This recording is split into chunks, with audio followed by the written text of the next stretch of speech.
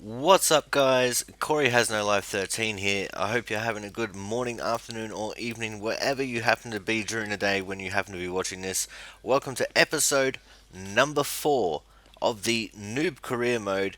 As you can see, this time we're going to be at China, and I must admit I made a little bit of a mistake in the recording process. I accidentally didn't record practice 1 properly.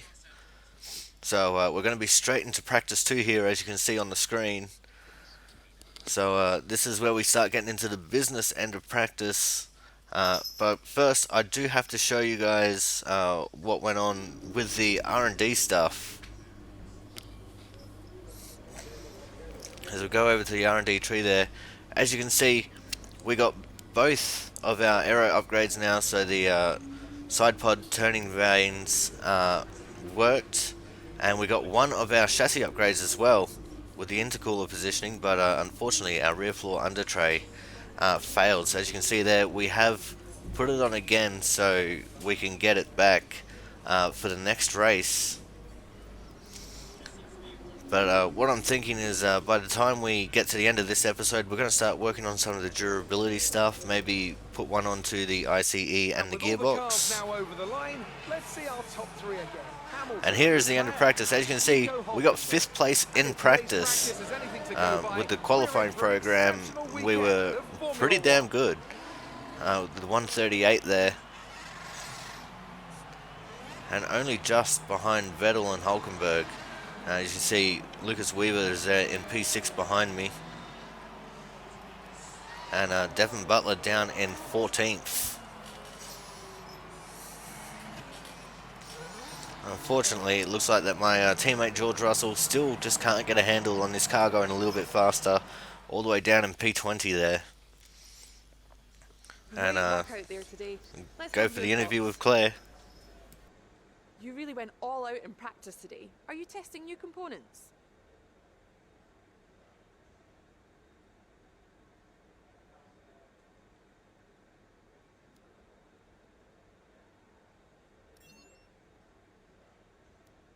It's the start of the season. How do you think things are going to go for you?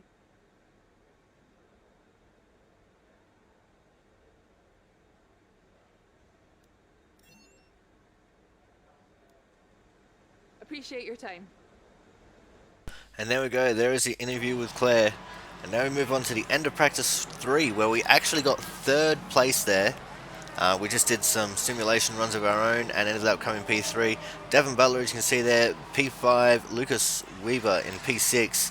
And George Russell finally getting a handle on the car, up there in P8 on the soft tyres of all things. And now it's time that we get into qualifying, but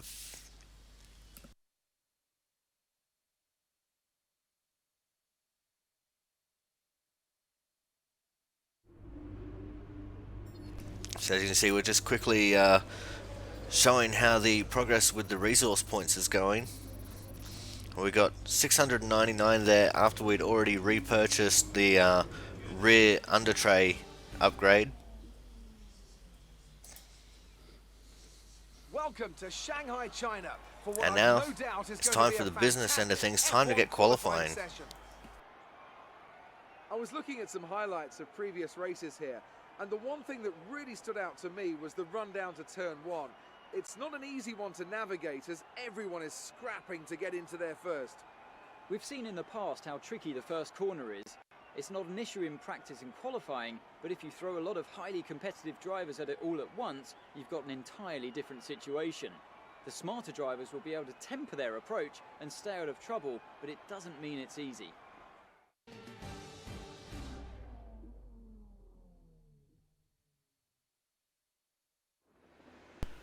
So here we go now for the start of Q1. We're going to go straight out for a flying lap.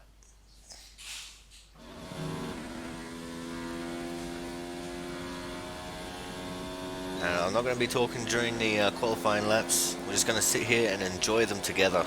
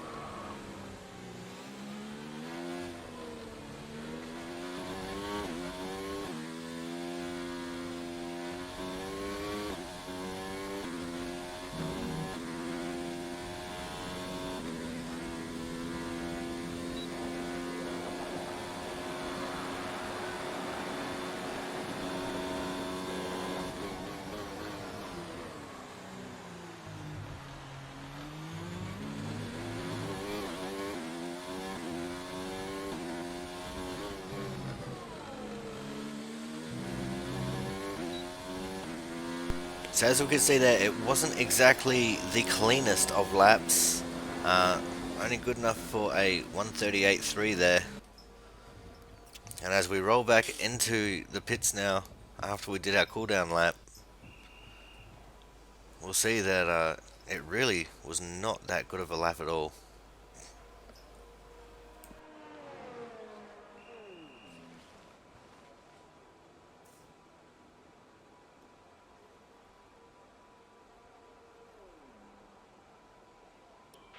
Our best lap so far is a 1 minute 38.1. And there you go, currently P9 and dropping like a stone. I had to scroll through there just to catch up with myself. As we start speeding up the timer to see where we end up overall. We've dropped down to P11. There's George Russell up there into 13th. Promising signs for our teammate. And we look at the final standings here, and we've actually dropped down to 13th ourselves. So definitely not a good lap by us. Lucas Weaver there in 14th. George Russell makes his first Q2 appearance. But Devon Butler, our rival from F2, is out in the first round of qualifying. Now we move on to Q2. And I actually thought for this one, because we had such good pace in practice and in the last round, that I would attempt to qualify in on the medium compounder tyres. But I also thought, because we're having those little bit of engine dramas last round as well, that if I didn't qualify well on the mediums, I was just going to cop it on the chin and take the penalties, the grid penalties, and replace all of the engine components. So we'll sit on board for this lap, and I'll catch back up with you guys when the lap is done.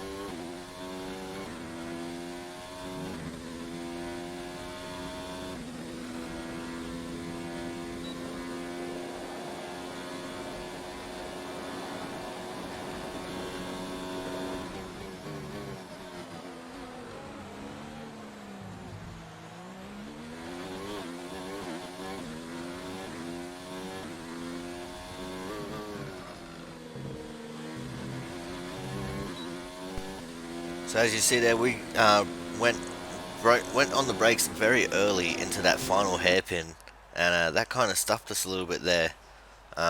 We were too slow when we got to the apex, and it really affected things.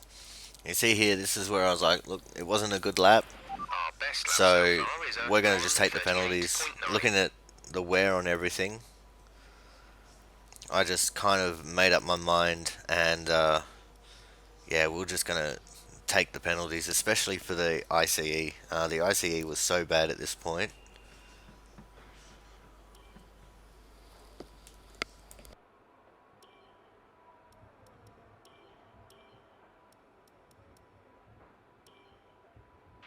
We're 15th in the speed trap, 322.5 kilometers per hour.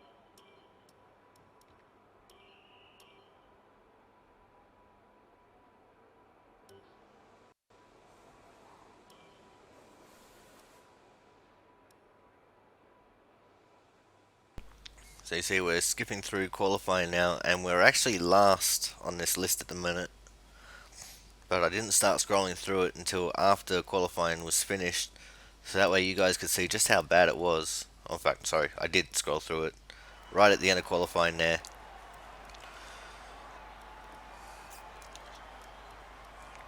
So there's George Russell, the teammate, up into P12. Good on him. Lucas Weber in 13th. Daniel Ricciardo 14th there, and myself in 15th. And we, along with Romain Grosjean there, are out of Q2. But we took the penalties, so we're probably going to be starting from 20th in this race, which is unfortunate, but that's just the way it goes sometimes.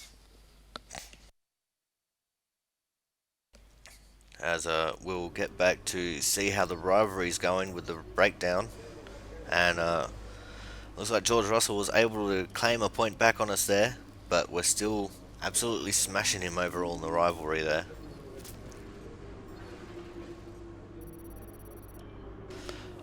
Another little swag of resource points as well, and a little bit of respect for a couple of the teams. Well done. Very solid results. You're looking good for the race. Now it's race time.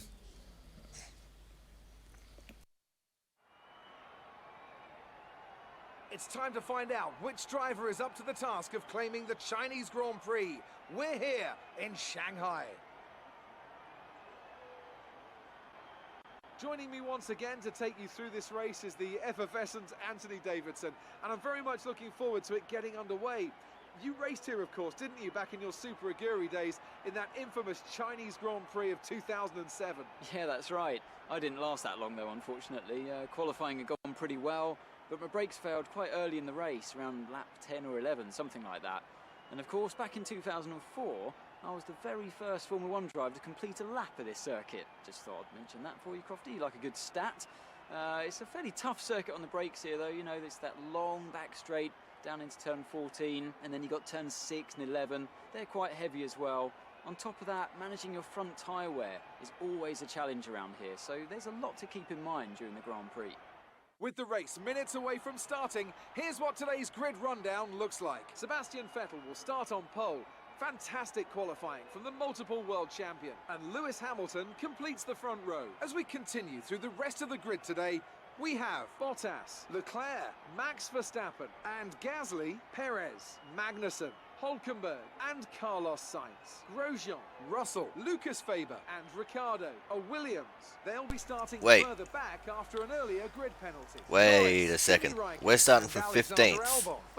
We took all brand new engine parts, but we're starting from 15th, which is where we qualified. I was completely 100% expecting us to be starting from 20th there, but we're going to be starting from 15th. I think we might have found a glitch with the game. Points on the board. Let's continue this form and aim for another top 10 finish. And we're having a look at the strategy here. It's going to be a one-stop from softs to mediums. It's so hard, so weird just calling the red tyre the soft and the yellow tyre the medium now. And even the white tyre the hard. I was used to calling everything the way it was back in 2018. You see, I was playing around with it a little bit there just to see what the projected was against the personalized. And yeah, well, now it's time to go for the race. Now, the reason why we're using the replay here for the first lap is, as you can see, everything is getting very, very glitchy. In the race itself, this first lap was horrifically glitchy. And I mean, like, it was hard for me to drive this first lap, let alone show it to you guys. So I thought I'd bring up the replay camera just for this first lap. And then you guys can also see an outside view of what was going on for this entire first lap, because it was crazy. As you can see here, we're next to our teammate, George Russell. He tried to squeeze us out a little bit there. We gave him a little bit of a tap on the way through to his inside. And we launch it up the inside of that Haas, who I'm pretty sure was Romain Grosjean. And now we're catching up to the back of what I believe is Carlos Sainz there in front of me. We will find out at the end of the lap whether that was indeed Sainz or not. But it was a great battle that I was having here on this first lap. Made up quite a few positions there. And I went for a look down the inside of Carlos. Didn't get it done in this area. And we come around the snail section onto the long back straight. Now it's a bit hard to see where I am in this, but I am tucked right up behind Carlos, getting his draft. Here we go, and we go for a big outside pass because he goes defensive. And we get it pulled up in time and get the move made around the outside of turn 14. Or 15, I'm not actually sure which corner number that one is. And now we're going to go jump back into the car. And it was indeed Carlos Sainz. And we've got Nico Hulkenberg right in front of us as well.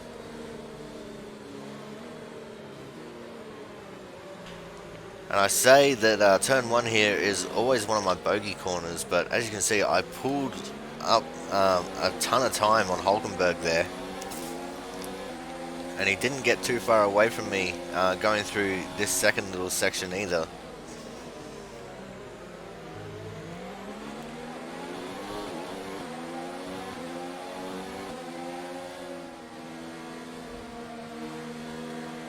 Now, I wasn't sure about how the AI was reacting through this particular sequence of corners. As I looked to the left, I was thinking about going for a big dive there, thought better of it.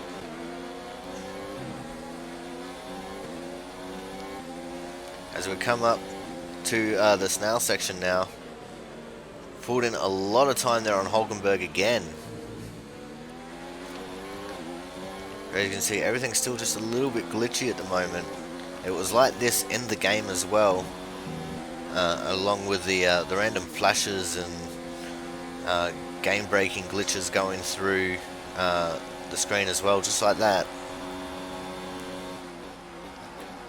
We'll go for a big send in the hairpin. We're into the side of Hulkenberg there. We get a track extension warning, but we get the move made. And what's weird is right there we don't get a track extension, which was weird, as now we're on the back of Magnussen. And so we jump through to just a little bit through lap 3 here. And we go for a big dive up his inside, lock up the inside wheel, slide it in, and we very aggressively take 8th place from him. And now we've jumped forward to the very next lap, just out of turn 2 there. We're right behind Sergio Perez. We go for another big send on him. That one didn't move.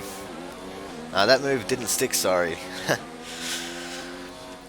Again, we locked it up and we slid it in there, but we just couldn't quite get that move done. I was actually surprised we didn't end up with front wing damage, because I do have simulation damage on, I do believe. If not, then I'm definitely going to be turning it on.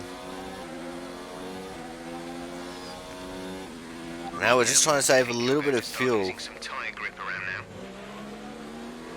And we, as I said, started playing around with the fuel, trying to save a little bit of it so we could use up most of it here on this long back straight.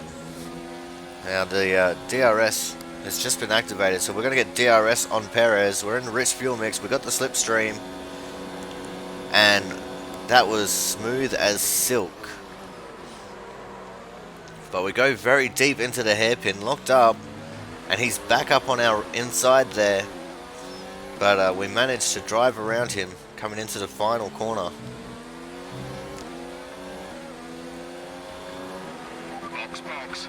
We've also got the leaders starting to make pit stops. And up on the inside on the main straight, Perez goes for the move, makes it stick.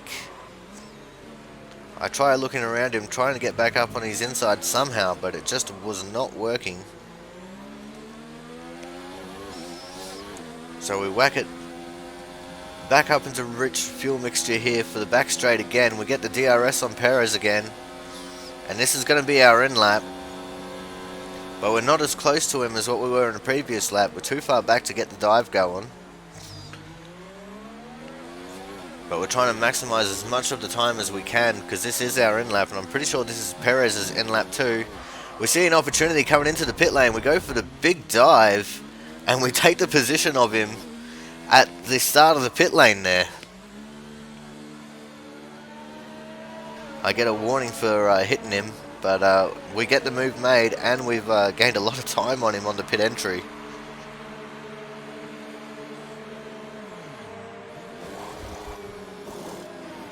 Exit now. Now we exit the pits. We had Gasly just up in front of us there. There's Verstappen, who just went around the outside of us.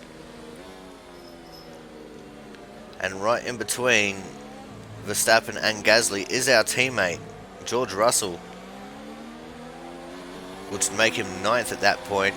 We skip ahead to the next lap here, lap 8. And Verstappen and Gasly are fighting it out side by side. We've been in this position before. Behind the two Red Bulls as they are fighting away. Verstappen gets the better of Gasly, who is on the hard tyres.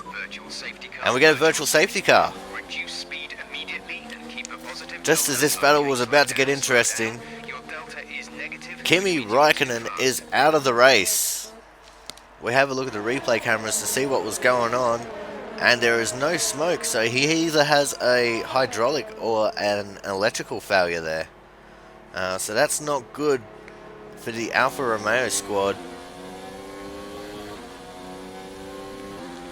So we skip ahead now to lap number 8 at the end of it. This was after the virtual safety car had ended. And we see Gasly going for a big send around the outside of Verstappen into the hairpin. Couldn't get the move done, but he's going to try and stick his nose up there so he can get the inside run on him here in the final corner, and he manages to do it. Verstappen runs wide, I run wider, and we get the DRS. Gasly's got DRS as well, so he's going to fly past Verstappen. We start to get around Verstappen, but then we pull out of the move because I hadn't practiced being that far on the inside going into turn 1. But coming to the end of turn 1, and we go for the big send up his inside, which becomes the outside for turn 2. He's still there, and then we get him cleared, and that is us up into P6. But I was so focused on this battle at the time that I didn't even realize where we were as we send it up the inside of Gasly, damage our front wing a little bit, and then we power past him with our Mercedes power unit, and that has taken us up into P5 now. Now, it takes me a couple of laps to actually realize that we're in 5th position here, just because I was so amped up from that battle. So we are actually in one better of a position than what we were at the last race in Bahrain. And all we have in front of us is the 2 Mercedes and the 2 Ferraris.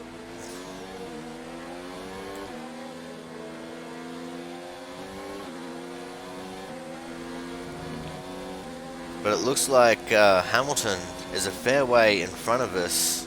So we're probably not going to catch him, but we see the 2 Red Bulls are still just looming behind us. You can tell by the indication arrow there at the bottom of the screen. So they're still right there. Gasly momentarily got his nose up our own side, but nothing was doing there. And coming into this final straightaway, and we gain a lot of an advantage, taking that slightly wider line as the game tries to break itself and glitch out again. We run a little bit wide through turn 1, but all was sweet after that.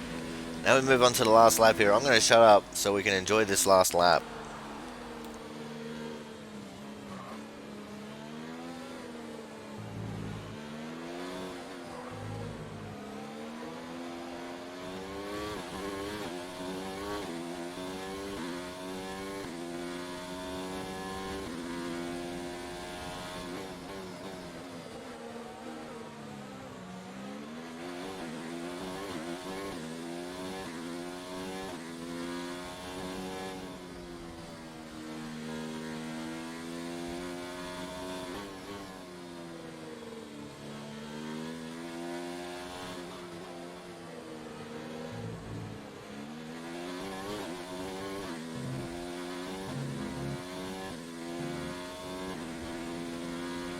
Our gap to the car in front is 2.6 seconds.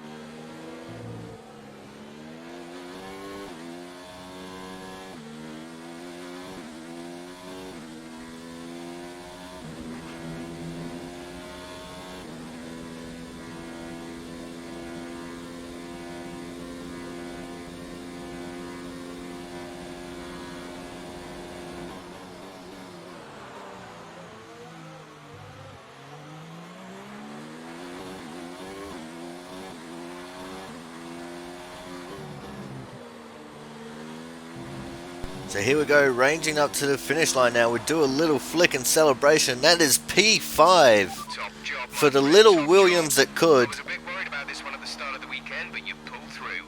Thank you. 5th place, I can't believe it. And after we finished 6th at So, Bahrain. another excellent win from Ferrari.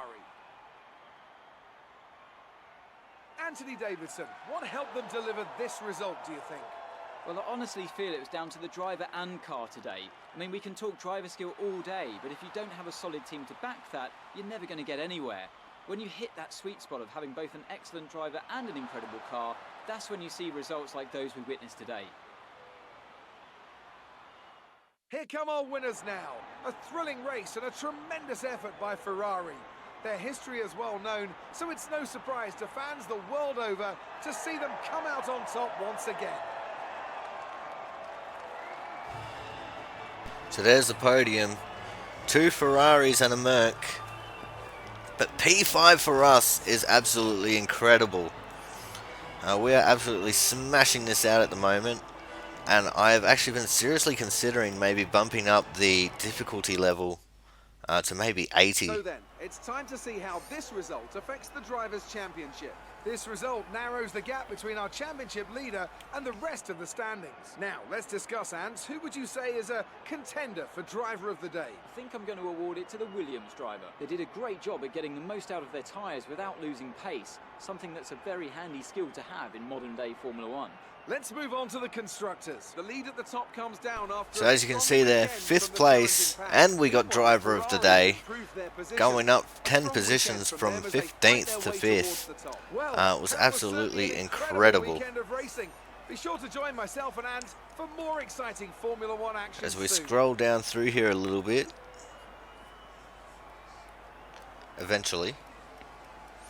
See Daniel Ricciardo there in 13th.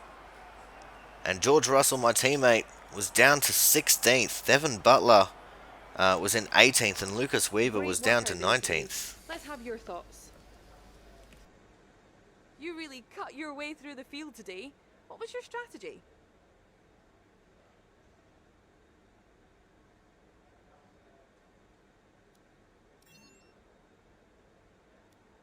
Your team must be ecstatic with how you're performing.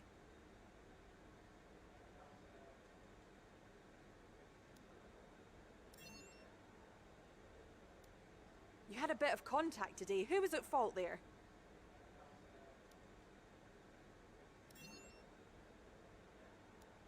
Do you have any comments about the collisions?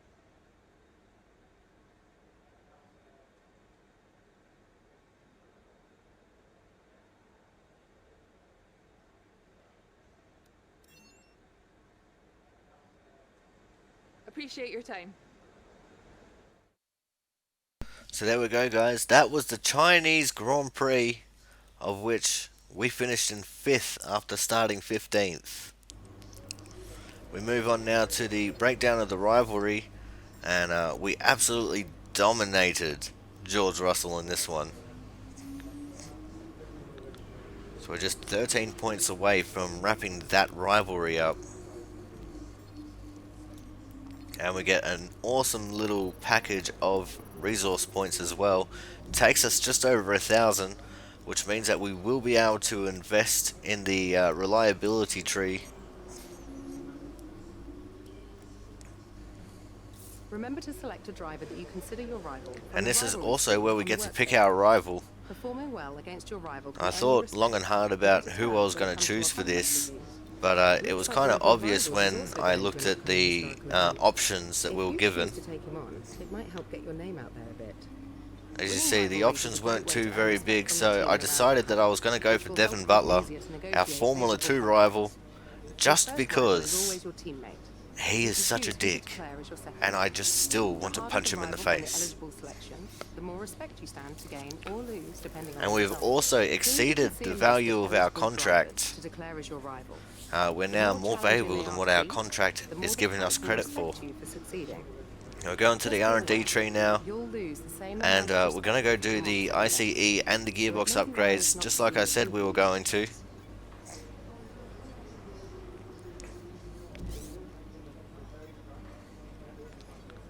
That's 1,000, Yeah, 1,060 points that ended up costing us. Alright guys, so this is going to wrap up the episode. I hope you enjoyed it. Give me a like to let me know if you did. Leave a comment down below. Subscribe to my channel if you think that I'm doing a good enough job. And to see more of the F1 2019 Noob Career Mode. And as always, we're going to leave you out here with the highlights package as provided by Formula 1. And I'll see you guys next time.